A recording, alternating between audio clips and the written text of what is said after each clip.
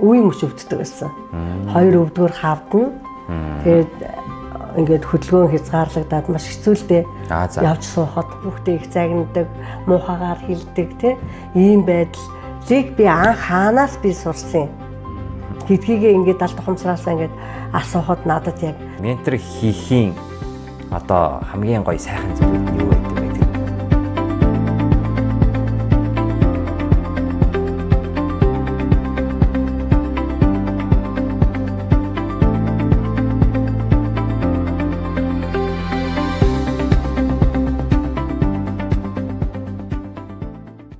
За амгалан дүүрэн байцгаана уу? Эдгэрлийн өргөө подкастын маань энэ удаагийн дугаар эхлэхэд бэлэн боллоо. За манай өнөөдрийн зочин маань бол Лүндэгмэ ментор маань бол оролцож байна. За амгалан дүүрэн байна уу та? Амгалан сайхан байна. За та маань одоо өөрийгөө товчхон танилцуулаад та маань одоо орон нутагт байдаг манай ментор байгаа. Аль аймгийн аймагт амьдран суудаг үлээ. Ямар мэргэжилтэй байлээ? Тэр талаараа та товчхон өөрийгөө танилцуулах гэнэ үү? За би Дорногов аймагт амьдардаг. Миний мэргэжил бол Нэгтлэн бодогч. Энэ мэргэжлэрээ л ажиллаж байгаад 20 онд тэтгэвртэй гарсан. За. Тэгээ 20 онд тэтгэвртэй гараад тэгээ ер нь л нөгөө сэтгэл зүй нэг болохгүй байгаагаа мэдэрсэн л дээ. Ажиллаж байх хугацааны сүүл хэсгээс ахуулаад тэгэл энэ сэтгэл судлал одоо ийм хувь хүний хөгжил сэтгэлээ яаж амар амгалан тайван байлгах юм гэдэг талын энэ зүйлсийг их судалж холбогдох, ном унших, тэгэл ийм подкастуудыг сонсох. За тэгээс үлдээ бүр сургалтуудад хамрагдаж ингэж явж байгаа болсон уу? Багшийнхаа хэлбэрт таарсан да. За. Жаргал багшийн хөтөлбөртлөх дээр та ээдэд хамрагдсан тийм ээ. Тэр чинь одоо хизээгээд таглаа.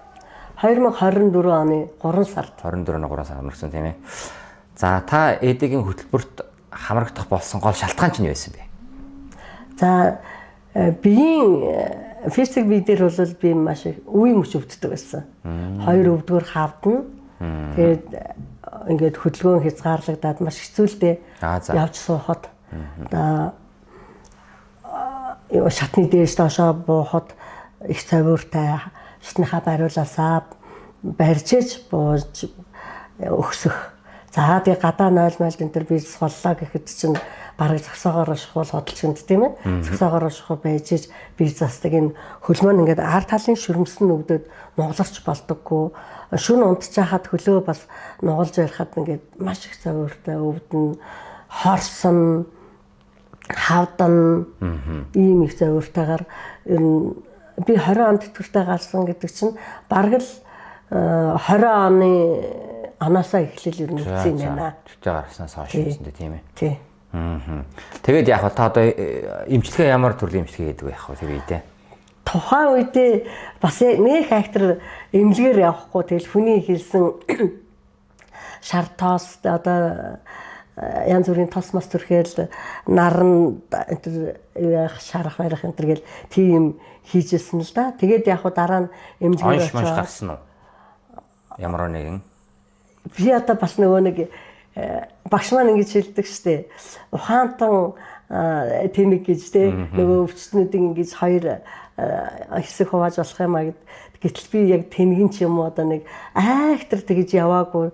Тэгсэн хэрнээл тэгээд өвдөл яваад байдаг. Тэгээд өвдөл нэг аргалаад ингэж явж байгаа. Тэгтээ яг бас эмнэлэг дээр нөгөө нэг юунд ардын эмнэлэгт очиж зүүн мөнтөр тавиулж бас эмчилгээ хийлгэжсэн юм байна. Тий. Зүйтэй. За тэгээд багшийн хөтөлбөртөө яагаад учирч юу та? Энэ эдгэрэл гэдэг зүйлийг юм уу өөрийнх нь бие дээр ирсэн асуудлыг шийдэ гэж орсон уу? Үнийг бол тань сэтгэл зүйн шалтгаан байсан уу? Яаж яагаад одоо жаргал багш хичээлтэй холбогдчихв? За тий сэтгэл зүйн шалтгаан маш их байсан л да.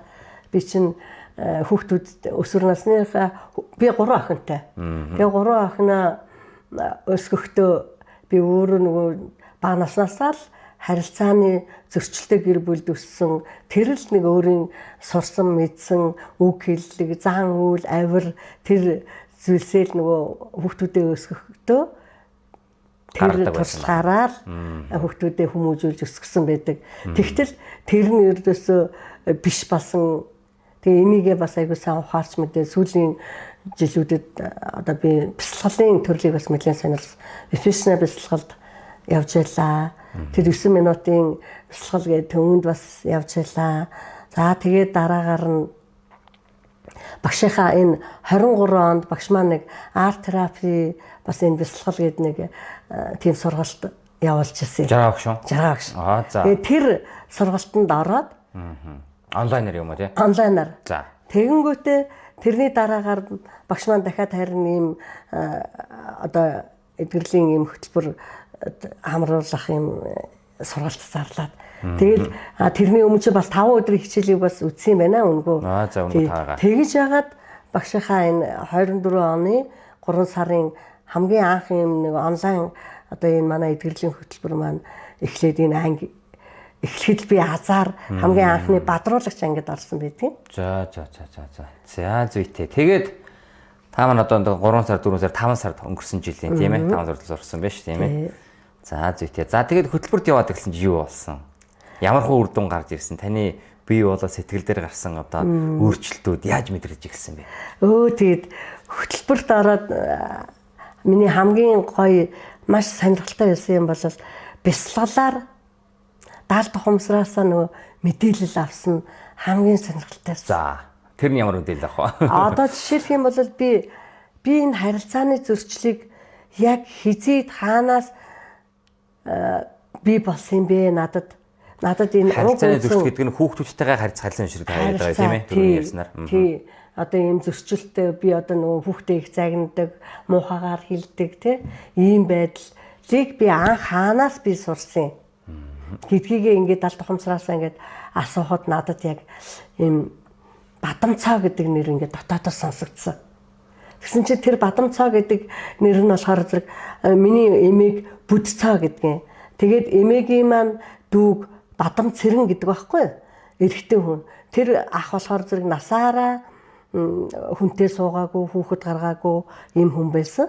Тэгэнгүүт за энэ харилцааны зөрчил дээр ээж маань яг энэ бадамцраа ахын тухай их муухай ааштай ийм хүн байсан гэж ярьдаг байсан. Намайг төрүүлчихэд аав ээж хоёр маань дарханд тэр ахынд ингээд очиод хэсэг хугацаанд амьдрахад манай тэр аав ээж тэр ах тэр хоорондоо зөрчилдөж хэрүүл маргаан болж манай аав ээж хоёрыг бид нарыг гэрээсээ хөөж тууж ирсэн юм бил.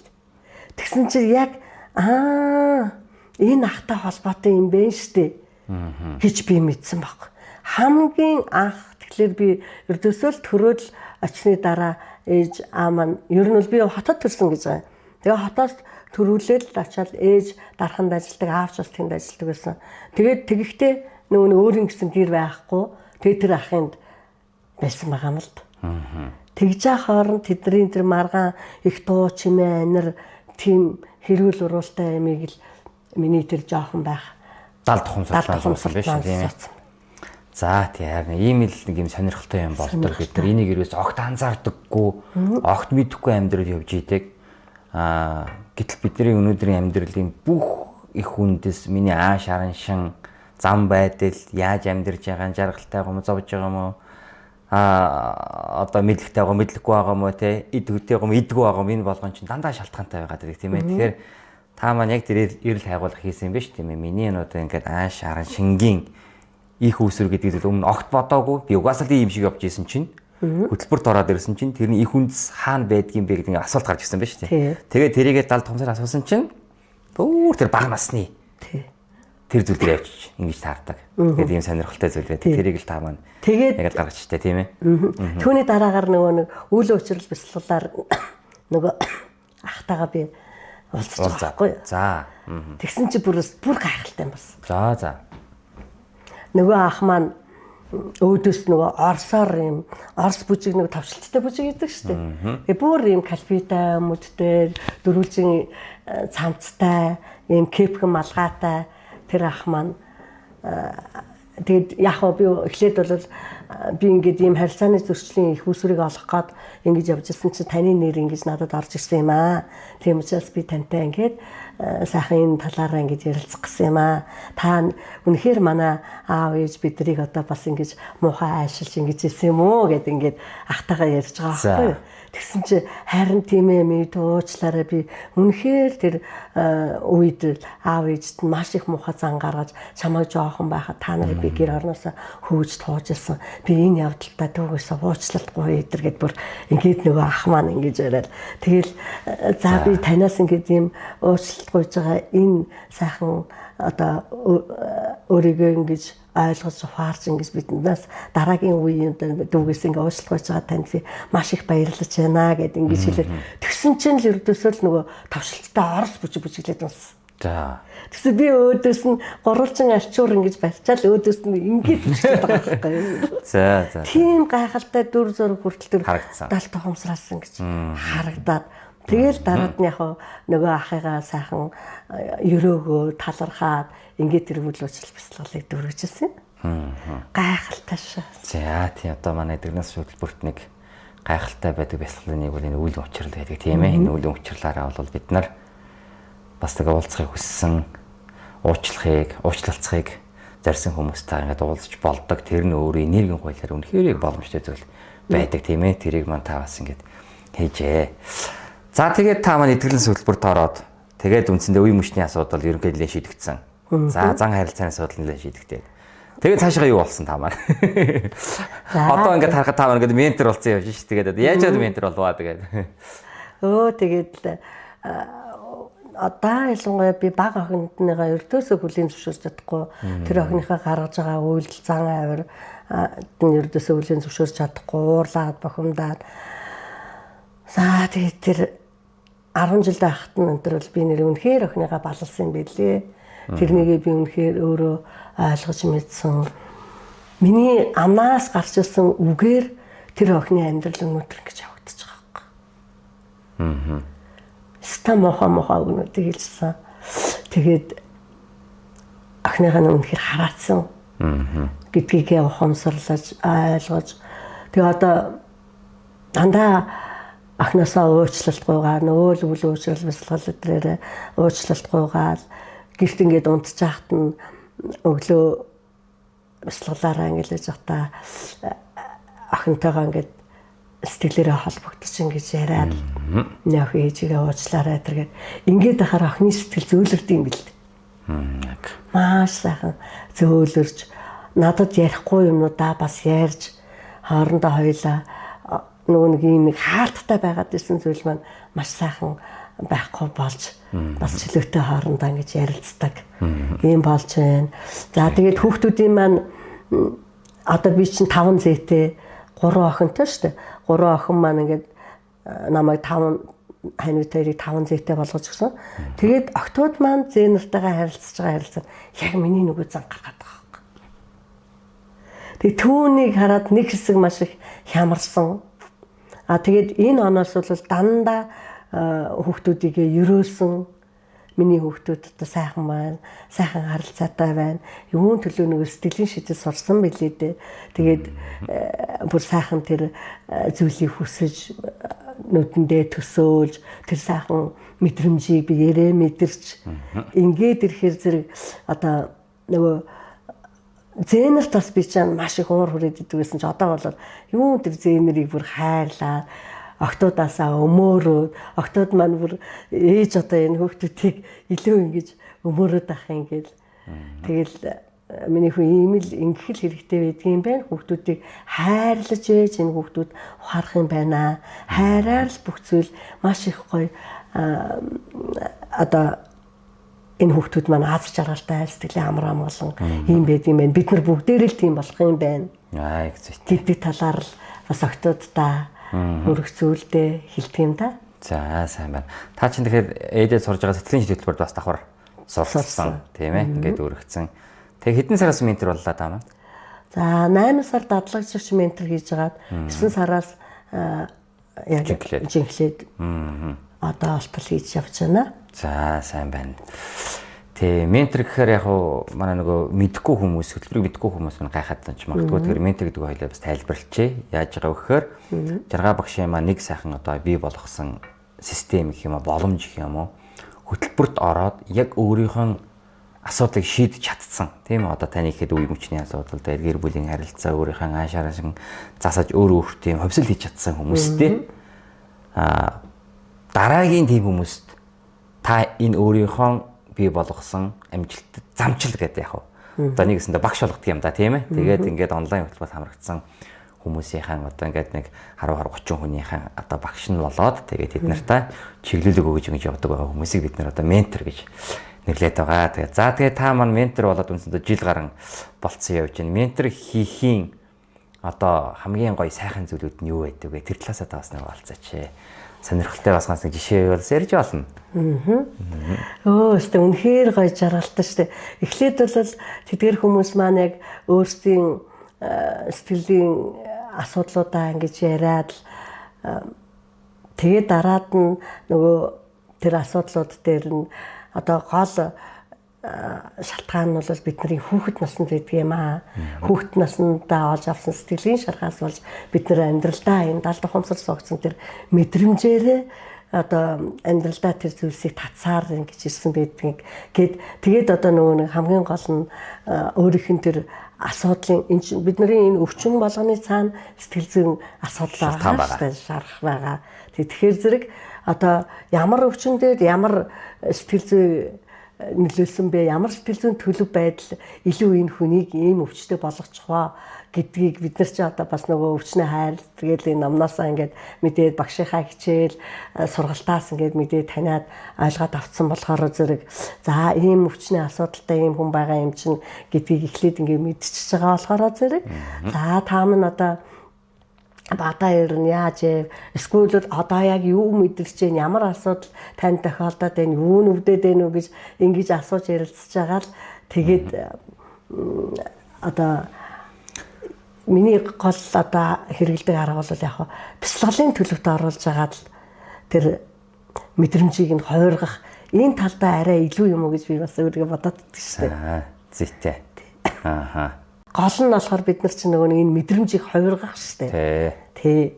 Тэгэхээр зэрэг яг тэр сайхан төвлөрлсөн байдалд ингэж оруулж агаад тэгээд өөрийнх нь тэр мэдрэмж нь би тэр нь яг хаана байгаад байгаа хаана ямар байдлаар оршоод байгаа эхлээд тэрийг нь таниулж мэдүүлээд миний хоолой дээр тэгээд байна миний эцээжин дээр ингэж байна гэд ингээд хэлэнгүүт за тэгвэл танд одоо яг ийм мэдрэмж байгаа юм байна. За тэгвэл хоёулаа одоо энэ байдлыг одоо хойргоё гэж хэлж байгаа. Нэг үл заримдаа би өөрөө төсөөллөөр нь шууд үйл явдлыг нь өөрөө удирдах зохиол эхлээд өгчдөг. Нэг үл өөрөөр нь за тэгвэл та ямар үйлдэл хиймээр байна? Ямар байна энэ төр гэд инхээр зэрэг нөгөө хүн маань бүр яг нөгөө нэг бодоод хүсчихсэн зүйлээ бодохоор ч зэрэг цаана нугасаа мэдрэмж бодлоод агаад мэдрэмж нь гараад ирэн тэгэл маш сайхан болгоод нөгөө хүсчихснээр нь тэр үйл явдлыг төсөөлөлөөр хуургаад өгчхөөс чинь зэрэг нөгөө хүн маань маш сайхан баярлж өгдөг шүү дээ. Баярлж өгдөг шүү дээ тий. За тэгээ баярлаад ирснийхэн дараа за одоо та маань нөгөө түрүүчийнхээ мэдрэмжийг нэг ажиглаадах та. Түрүүний нөгөө хоолой дээр тэглээд байсан. Цээжин дээр чинь дараад байсан. Мэдрэмж одоо байна уу?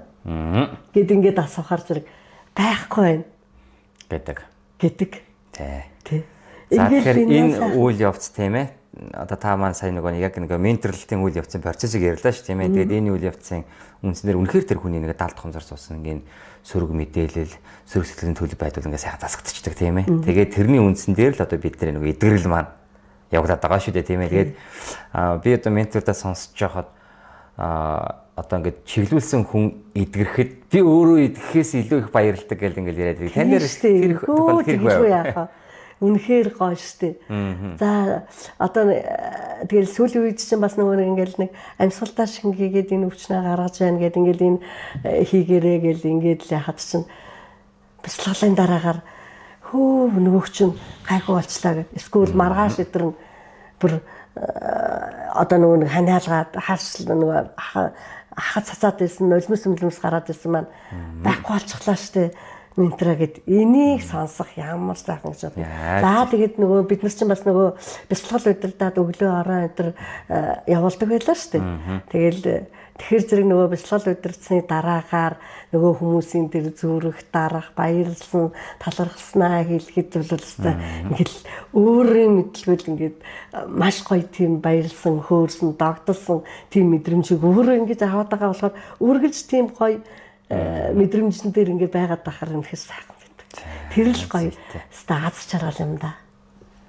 Аз жаргалтай сүнснийхэн тийм ээ яг өөрийнхөө мөн чанарын ажлыг хийнэ гэдэг чинь хүн завтай байсны зав гаргана, завгүй байсны зав гаргана тий. Зовсон чинь жаргасан чинь гэдэг чинь одоо энэ шүү дээ тийм ээ. Тэгээ дотроос ингээ сайхан баярлаад гэдэг чинь бидний дотоод хүн маань баярлж байгаа. Яг одоо хүн болсны утга учирын ажлыг хийж яана гэдгийг илэрхийлэл яг таны нүднээс харагдчихж шүү дээ. Одоо гэдэг нь үнэхээр хамгийн гоё байдаг гэдэг. За тэгэл Дүндгүмөө ментор нь бол одоо дорногоо сайн шанатай та маань байдаг тийм ээ.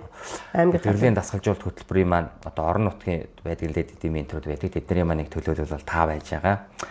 За та маань одоо ингээд ээдэгийнхээ ментор хийж ин цаашдаа одоо ямархуу зорилгыг тээж явж байна. За бид бүхэн одоо эдгэрлийн өргөөнийхэн салбаруудыг бол одоо аймагуудаар бас байгуулах ийм одоо зорилготой байгаа. Тэгээд сайн шантаа бас эдгэрлийн өргөөг түүчээлэн яхад бас түүчээлэх байх гэж бодож байна. Одоо ямархуу зорилгууд танд байна илүү одоо байгаа вэ цаашдын тиймэрхүү зүйл бол таас хуваалцаач ээ. Тэгээд өнөөдрийнхээ подкастыг өндөрлөлийн өөр хэлэх зүйл бол та манаас хэлээрэй гэж хэлээ.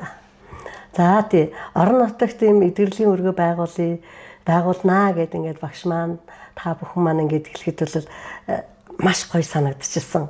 Нэрэл бид Орногов аймагта ийм гоё эдгэрлийн өргөө байгуулцгаад энэ олон сэтгэлээрээ биеэрээ зов шаналаад байгаа энэ хүмүүсэд энэ сайхан бэлэг оюуныг энэ сайхан сэрээгээд тэр далд ухамсардах мэдээлэл тэр програмуудыг нь хувиргаж өөрчил энэ хүмүүсийг энэ сайхан эдгэрэлт хүргэх юмсан гэсэн энэ мөрөөдөл бол байсан чинь яг тийм нэг гоё одоо нэг захтансан газар майжин гихчэрэл тийм гоё зүйл болчлаа л да. Тэгээд одоо манайхан маань нөгөө энэ Кавант ангаах гэл одоо ийм хөтөлбөр явуулаад байгаа шүү дээ. Тэр зэрэг одоо энэ Кавант ангаах хөтөлбөрт ч гэсэн би одоо бүр зарж ирж суух хүсэл бүр үнэхээр төрж байна.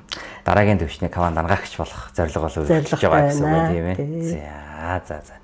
За тэгээд энэ үрээд өндөрлөө. Тэгээд Дүндгүмөө менторын маань одоо өөрийнхөө бие болоо сэтгэлд тусгасан гэрэл гээгээр үр хүүхдүүдтэй орчин тойрондоо өнгөрсөн үеийн тэр одоо уучлашгүй байсан үйл явдлуудыг сайхан уучлаад тийм ээ.